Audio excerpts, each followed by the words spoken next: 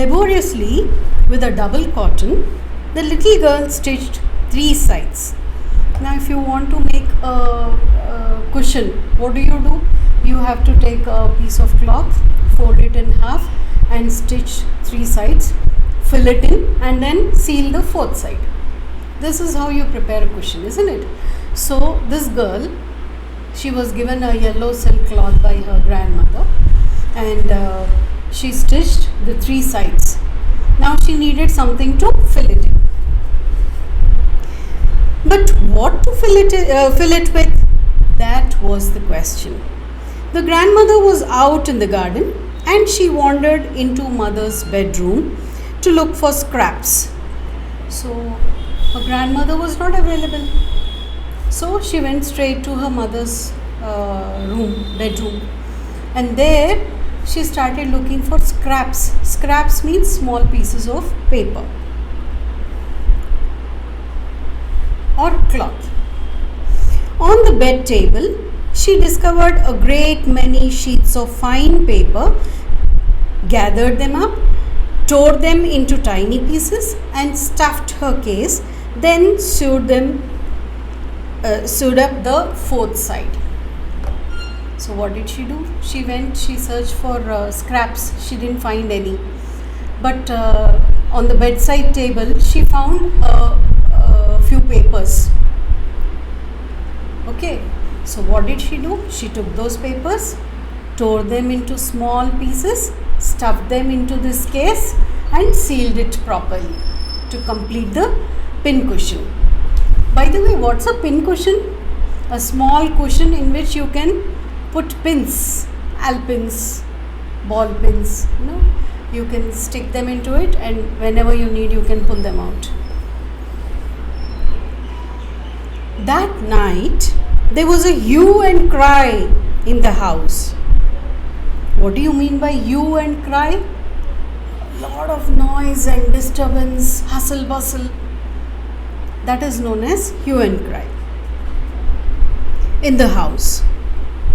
Father's great speech for the Port Authority had been lost. So why there was this noise? Because father had penned down some nice speech for the Port Authority, and those papers were missing. Does that ring some bell? Yes, these are the papers that Kezia used to tear and stuff into the cushion. Right? She doesn't know the value of these papers, right?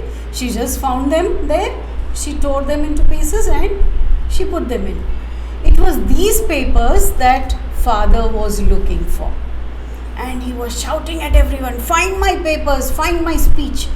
I had written the speech for the Port Authority. Where are those papers?" Rooms were searched. Servants questioned. Finally, mother came into Kezia's room. "Kezia, I suppose you didn't see some papers on a table in our room?"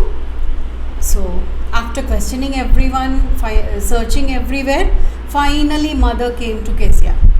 "Kezia, did you see any papers in my room?" "Oh yes," she said. "I tore them up for my surprise." So she said, "Yes, I saw those papers. I tore them into pieces and I made a surprise." Yeah, she's a little girl. She doesn't understand the importance of what's written on those papers, right?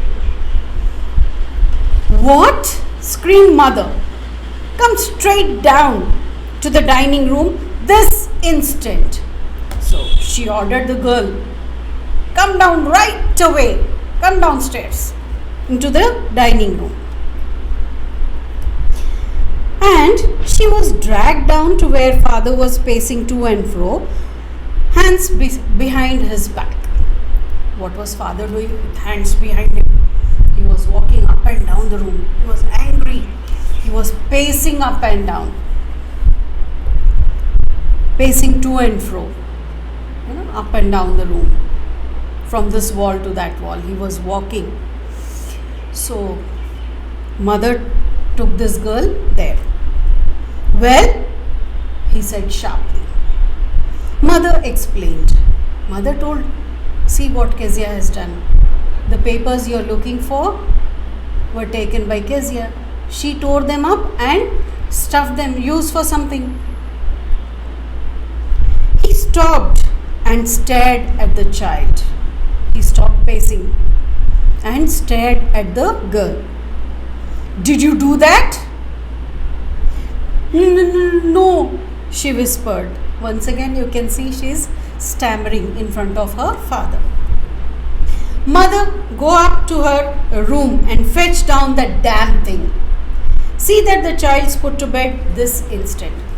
So he ordered mother to go and bring that cushion, pin cushion right away. And he told her to put this girl to bed right away. Crying too much to explain, she lay in the shadowed room, watching the evening light make a sad little pattern on the floor. This girl, though she was put in the room, she couldn't sleep. She was so afraid. Right? She was so sad. She was so afraid. She had been crying throughout. She couldn't sleep. So she was just watching as the shadows in the room changed from day to evening. Then father came into the room with a ruler in his hands. I'm going to beat you for this, he said.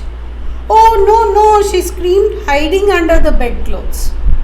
She tried to avoid him by hiding under the bedclothes. He pulled them aside. He pulled the bedclothes aside. Sit up, he ordered, and hold out your hands. You must be taught once and for all not to touch what does not belong to you.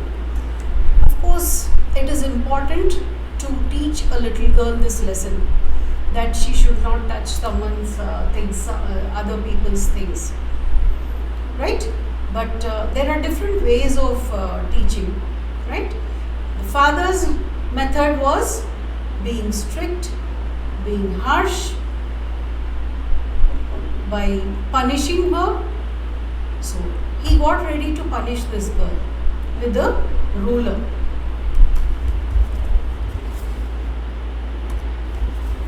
But it was for your birthday. She tried to explain to him that she was making something for his birthday, a surprise gift, a present for him, a personalized present for him. But do you think father is going to listen? No way. Down came the ruler on her little pink palms. The ruler came onto her hand. So he hit her with the ruler. Hours later, when grandmother had wrapped her in a shawl and rocked her in the rocking chair, the child clung to her soft body. Then grandmother came to take care of the little child. She held her, she put a shawl around her, wrapped a shawl around her and rocked her back and forth. To soothe this girl, to comfort this girl, to put her to relaxation, to relax the girl and put her to sleep.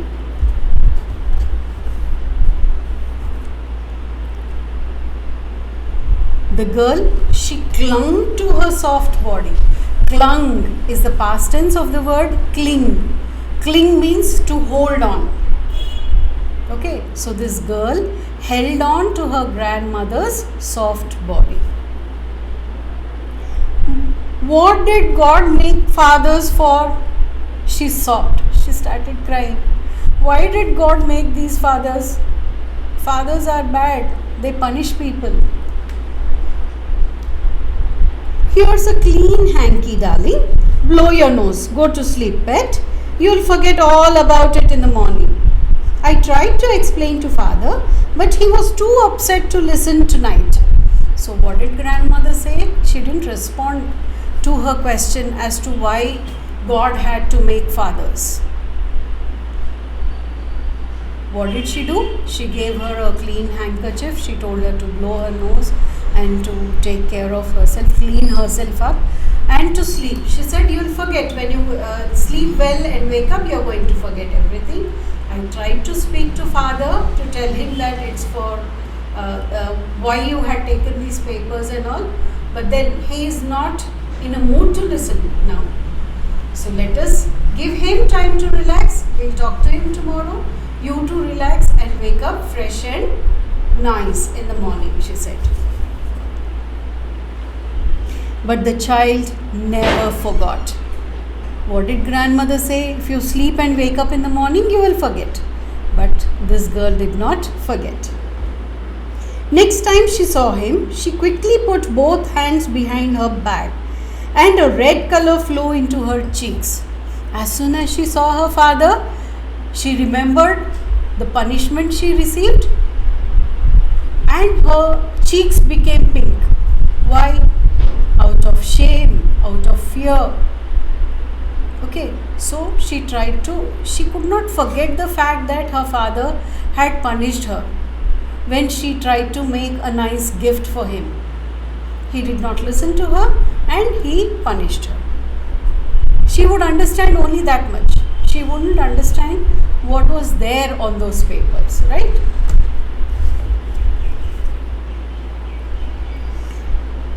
The McDonalds lived next door. So here's the story of the people who lived next door. What is the name of the family? McDonald's family. They had 5 children. Here Kezia was the only child. Okay.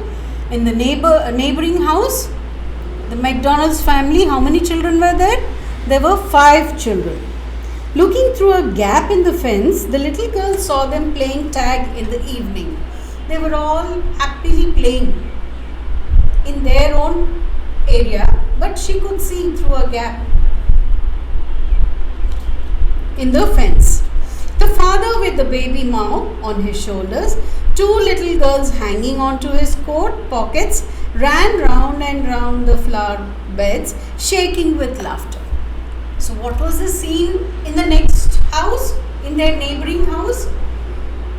Mr. McDonald's, he was happily playing with his children, all 5 children at a time.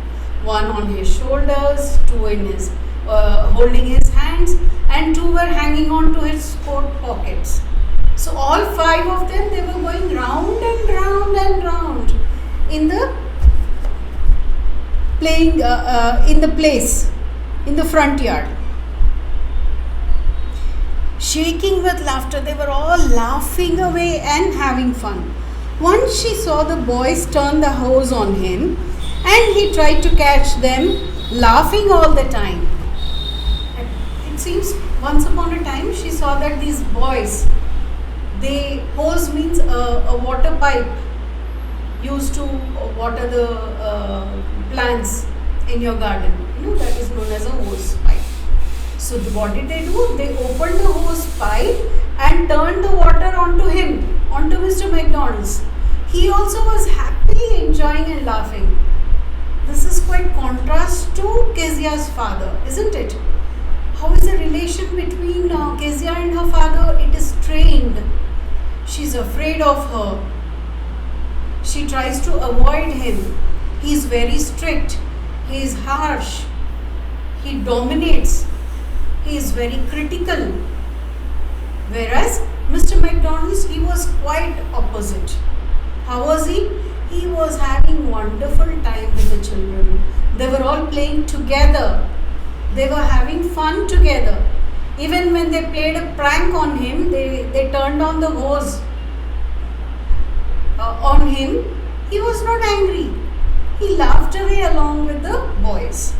So you can see that these 2 houses had contrasting relationships between the parent and the children. Then it was, she decided, there were different sorts of fathers. So now she thought, all fathers are not alike. There are different kinds, different sorts of fathers, she thought. Suddenly one day, mother became ill and she and grandmother went to hospital. This is a usual thing that happens in every household, isn't it? People fall sick and they need to go to the hospital. They need to visit a doctor. So here also mother fell sick And then she, along with grandmother, went to the hospital.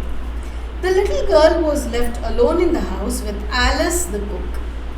So they didn't leave the girl behind all alone. Their cook was there, Alice, who took care of the little girl. That was all right in the daytime. But while Alice was putting her to bed, she grew suddenly afraid. So all through the day she was okay as long as Alice was taking care of her. But in the evening, Alice tried to put this girl to bed. So she knew that Alice would be leaving. She would be going home immediately. So she became afraid. What will I do if I have a nightmare? She asked. What is a nightmare?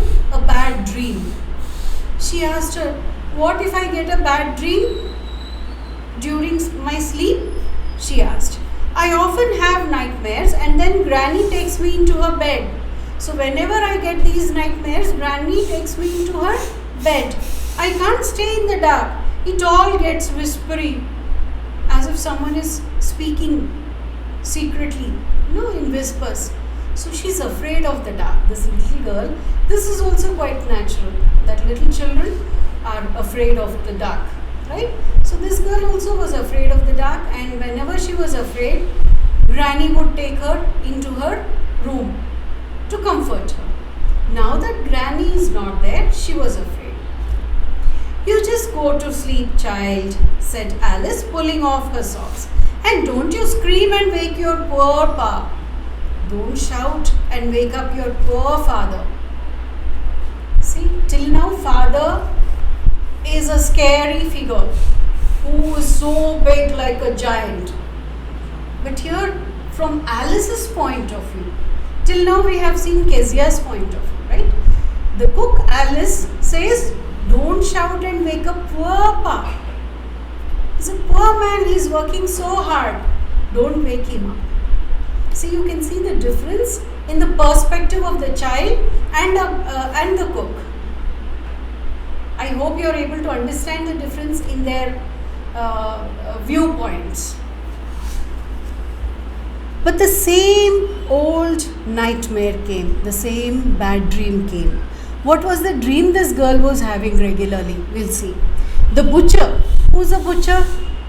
A man who cuts meat, cuts and sells meat is a butcher, right? So the butcher with a knife and a rope, who came nearer and nearer, smiling that dreadful smile, scary smile. While she could not move, could only stand still, crying out, Grandma, Grandma. She woke shivering to see father beside her bed, a candle in his hand. So she got the same dream always. The butcher came with a knife and rope in his hand, coming very close, laughing and coming close to this girl. And every time she would scream, Grandma, Grandma, and Grandma would take this girl into her bed. Today Grandma was not there. So when this girl was shivering and woke up, she found that father came here rushing into her room with a candle in his hand. Remember, whenever he went out to work, he would come to her, kiss her, and then he would go to work, isn't it? That shows that he loved this little girl and cared for her, though he was not expressive, right? So now also, when he heard this little girl crying and sobbing in her dream, in her sleep because of a bad dream, he came rushing to her room with a candle. What's the matter? He said. Oh, a butcher, a knife. I want Granny. She started crying. I want Granny. This butcher came again with the knife.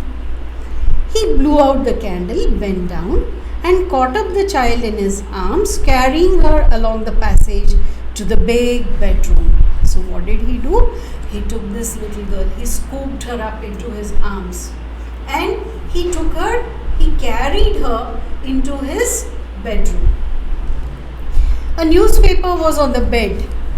Probably he was reading the newspaper. He wasn't asleep yet. He didn't sleep yet. He was reading the newspaper by that time. So the paper was still lying on the bed. So what did he do? He put away the paper, then carefully tucked up the child. So he removed the paper from the bed and he took the child, he put her in the bed and carefully tucked her under the sheets. So that shows that he's a caring person, right? He lay down beside her, half asleep still with a butcher's smile all about her, it seemed. She crept close to him, snuggled her head under his arm, held tightly to his shirt. Still she was able to see the butcher. Still she was afraid the butcher is going to return with his knife. So what did she do? She held on to his shirt. She went very close to him, snuggled close to him, crept closer.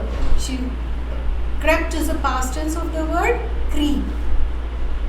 So she went very close to him and snuggled close to him, slept very close to him and held on tightly to his shirt. Then the dark did not matter. She lay still. When she went so close to her father and held on to his shirt, she did not feel afraid anymore. She was not afraid of the dark also. Here, rub your feet against my legs and get them warm, said father. Don't worry, make yourself warm, rub your feet against mine, he said. Tired out, he slept before the little girl. Obviously, he's a working person, right? He went out to work. Probably he's the only bread earner for the family. So what happened? He slept even before the child went to sleep. A funny feeling came over her.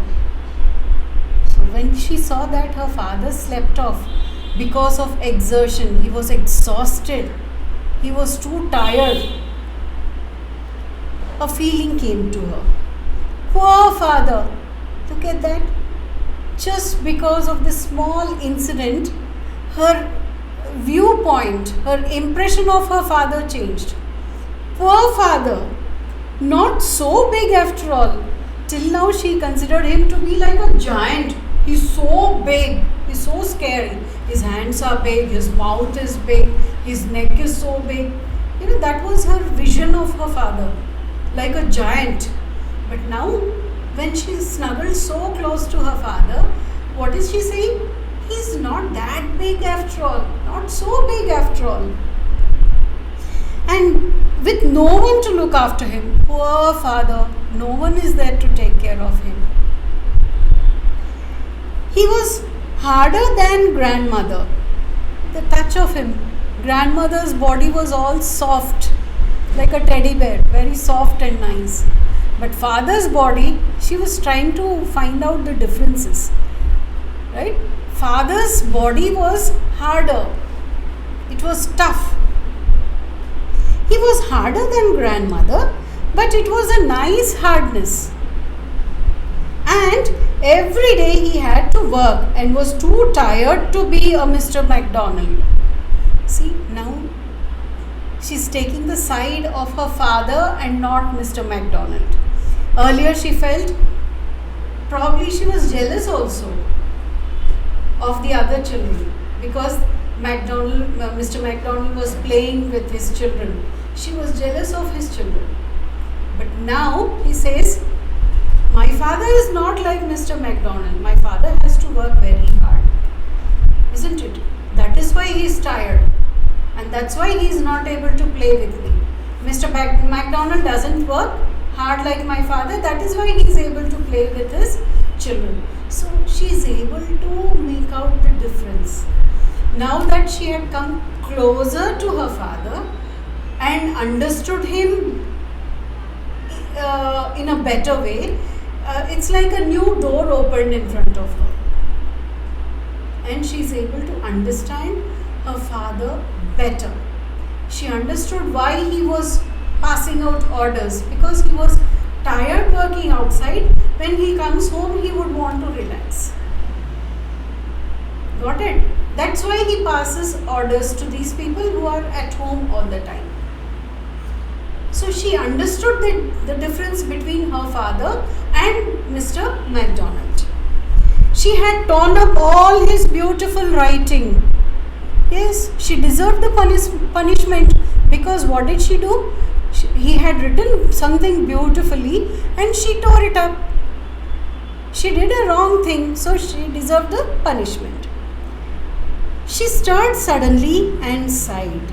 Stirred means moved. "What's the matter?" asked her father. "Another dream?" So he was so cautious. He was so alert for his daughter. So as soon as she stirred a little bit, she moved a little bit, he woke up and asked, "Are you okay? Did you get that bad dream again?" "Oh," said the little girl, "my head's on your heart. I can hear it going. What a big heart you've got, father dear." So now, till now she said his face is big, his mouth is big, hands are big and all. Now she says, "You have such a big heart, father. I'm so close to your heart. I can hear it going. I can hear your heartbeat. You have such a big heart." Big heart here refers to kindness. You're so kind and gentle. Did you see? A small incident changed her viewpoint, the way she looked at her father. Okay, this small thing, of course, he was a typical father, as I discussed at the beginning of the story. Fathers are supposed to be the head of the family, so they they like to be tough, a hard exterior, warm and tender from inside, isn't it? And they have softness, they have good emotions, feelings, tender heart under this hard exterior. And of course, the punishment, parents think that it is important that reward and punishment are equally important in the process of growing up of a child. Reward for all the good things they do and punishment for all the bad things they do. This is how things go. Of course, personally you might feel that it is not necessary to punish this girl so much with a ruler, beating up with a ruler for what she had done unknowingly. Well, it depends. It varies from person to person how you would want to deal with a child. Father to father, they have their own methods of dealing with their children, isn't it?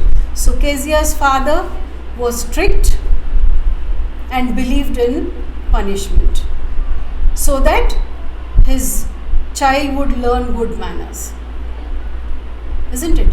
He wanted to make sure that she never put her hand on things that did not belong to her. That's why he punished her. So whenever she would go to touch something, she will remember, this is not mine, so I should not touch it. Right? That was his way of looking at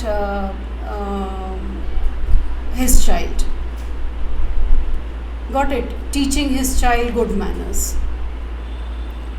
Right? So that is all about the little girl. Hope you all liked the story, and I think most of you connected with the story, with the little girl, isn't it? Many fathers are tough. Many children's parents are tough because they believe that they need to be tough in order to mold their child's character, to make them into a wonderful human being as they grow up. Right? If we understand the intention behind the harshness of our parents, we don't feel bad about it. So understand the intention behind your parents' behavior, behind the decisions they take. You must try and understand. Step into their shoes and you will understand why they have behaved in so and so way. Got it? So this lesson or story, The Little Girl, is all about the perspective of a little girl how she looked at her father at one point of time, and towards the end of the story, her idea of her father changes. I hope you liked the story. If you liked the way I explained to you, please do subscribe to my channel, Dear Teacher, if you haven't subscribed yet. Please share it with your friends so that even they can be benefited. Thank you all. See you in my next video. Bye-bye.